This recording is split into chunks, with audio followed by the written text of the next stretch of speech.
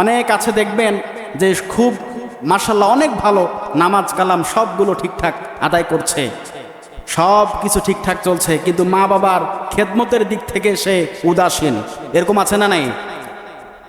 শোনেন, যারা মা বাবার খেদমত করতে উদাসীন তাদের আল্লাহ পাক রব্বুল আলামিন পছন্দ করেন না। দুনিয়ার জমিনে আল্লাহ এবং রসুলের পরে কেউ যদি দুনিয়াতে আপন থেকে থাকে সেটা হচ্ছে তার মা এবং বাবা। এই রমাদান মাস সামনে আসলো, রমাদান মাস শুধু রমাদান মাস বলে নয়, প্রতিটা সময় প্রতিটা ক্ষণ মা বাবার খেদমত আপনাদের আমাদের সকলকেই করতে হবে। যদি মা বাবার খেদমত না করে আমল করি, ওই আমল আমাদের কোনো কাজে আসবে না। আল্লাহ রসুলের কাছে একবার আবু হুরায়রা চলে আসলেন, কান্না শুরু করে দিয়েছেন আবু হুরায়রা। ইয়া রাসূলুল্লাহ, ইয়া হাবিবাল্লাহ, আপনার কাছে চলে আসলাম। আল্লাহ রসুল দেখে আবু হুরায়রা কান্নায় ভেঙে পড়ছে। আবু হুরায়রা, কি চাও? আবু হুরায়রা বলে, ইয়া রাসূলুল্লাহ, ইয়া হাবিবাল্লাহ, আমার মা আমাকে আঘাত করেছে, দুঃখে যন্ত্রণায় কান্না করছি। আল্লাহ রসুল বলে, তোমার মা তোমাকে মেরেছে, আমি রসুল বিচার করতে পারবো না, কারণ এটা আমার সাধ্যের বাইরে। মা তোমাকে মেরেছে, আমার কিচ্ছু করার নাই, বিচার নিতে পারছি না। আবু হুরায়রা বলে, ইয়া রাসূলুল্লাহ, ইয়া হাবিবাল্লাহ, আপনার কাছে বিচার নিয়ে আসি নাই, আপনি শুধু আমার মার জন্য একবার দোয়া করবেন।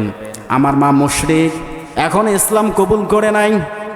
আবু হুরায়রা ছোট্ট মানুষ, 10 থেকে 12 বছরের শিশু, কিশোর বয়স, বলছে আপনি আমার মায়ের জন্য দোয়া করেন ইয়া রাসূলুল্লাহ, আমার মা তো এখন ঈমান আনে নাই, আপনি রসুল যদি দোয়া করেন এই দোয়া আল্লাহ পাক সঙ্গে সঙ্গে কবুল করবে।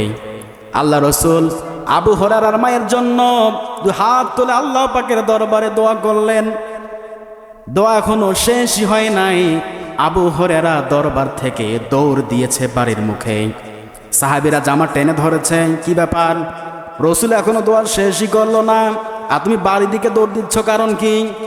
আবু হুরায়রা বলে, আমি দেখতে চাই আল্লাহ রসুলের দোয়া বাড়ি পর্যন্ত গিয়েছে নাকি আমার মা ঈমান নিয়ে এসেছে। বলি আল্লাহু আকবার।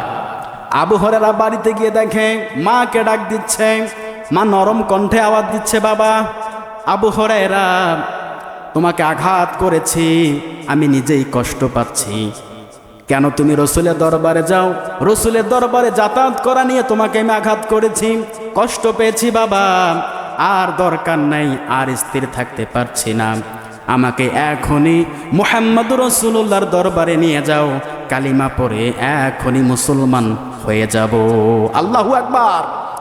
মা মেরেছে, করার কিছু আছে বলেন? মা যদি মারে, মা বাবা পিতা মাতা, আমি সোজা কথা এই কথাটা প্রায় জায়গায় বলে থাকি, মা বাবা যতই খারাপ হোক না কেন আপনার কাছ থেকে তারা খেদমত পাওয়ার অধিকার রাখে। মা যদি পতিতালয়ের দেহ ব্যবসায়ী হয়, তারপরেও আপনার মাকে আপনি খেদমত করবেন, তার ভরণ পোষণ, তার খাওয়া দাওয়া, তার চিকিৎসা, সব কিছু দায়িত্ব সন্তানকে নিতে হবে। সে যদি নাস্তিক হয়, মুশরিকও হয়, হিন্দু হোক খ্রিস্টানও হোক, তারপরেও আপনার মার খেদমত আপনাকে করতে হবে। এই কথাটা আমি বলিনি, আল্লাহ পাক বলেছেন। খেদমত করা দরকার আছে না নাই? অবশ্যই আছে। বাবা যদি নাস্তিক হয়, বেঈমান হয়, মুরতাদ হয়, মুশরিকও হয়ে থাকে, তারপরও মা বাবার খেদমত করা ফরজ, হুকুম মানা ফরজ না। তারা তো ভুল সিদ্ধান্ত আপনার ওপর আমার ওপর চাপিয়ে দিতে পারে, ঠিক কি না বলেন? ভুল চাপিয়ে দিতে পারে, এজন্য মা বাবার খেদমত করা ফরজ, কিন্তু হুকুম মানা ফরজ নয়। সঠিক হুকুম যদি আপনাকে আমাকে করে, সেই হুকুম মানাও আবার ফরজ, কিন্তু খেদমত করা একেবারেই ফরজ, সেটা সব সময়ের জন্য। আল্লাহ পাক বলেন, ইয়াসআলুনাকা মাযা ইউনফিকুন কুল মা আনফাকতুম মিন খায়র ফালিল ওয়ালিদাইনি ওয়াল আকরাবিন। আল্লাহু আকবার।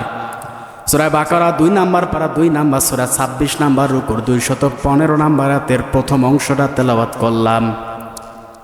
আল্লাহ পাক বলেন, দুনিয়ার মানুষ কান খুলে শুনে নাও, আল্লাহ রসুলের কাছে সাহাবীরা আসেন, ইয়া রাসূলুল্লাহ, ইয়া হাবিবাল্লাহ, টাকা পয়সা ধন দৌলত অর্থ সম্পদ কার পিছনে ব্যয় করব, আল্লাহ রসুলকে যখন মানুষ এসে এসব সম্পর্কে প্রশ্ন করে, জিজ্ঞেস করে, আল্লাহ পাক জিবরাইলের মাধ্যমে আয়াতটি নাজিল করে দিয়েছে, হে নবী, আপনি বলে দেন দুনিয়ার জমিনে টাকা পয়সা ধন দৌলত যদি কেউ খরচ করতে চায়, এক নাম্বারে খরচ করা লাগবে তোমাদের মা বাবার জন্য।